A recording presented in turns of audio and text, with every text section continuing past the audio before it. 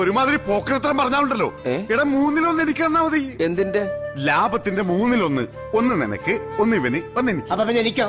ആ ബ്രോക്കറേജ്. അപ്പോ 30 ലക്ഷം ഞാൻ തരുന്നു. മുതലാളി, എഞ്ചേടാ നമ്മൾ എന്തിനാ 30 ലക്ഷം അവന് കൊടുക്കുന്നേ?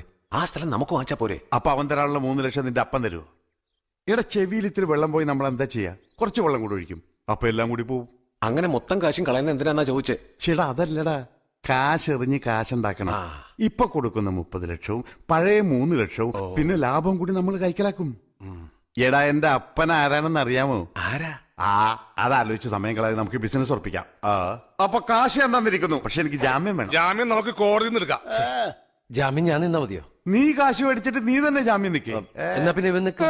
ഇവൻ പറ്റില്ല, വീടും പറമ്പും വേണം. അതവൻ തരും. തരും. അപ്പൊ നിന്റെ ജാമ്യം അച്ഛൻ മതിയാ.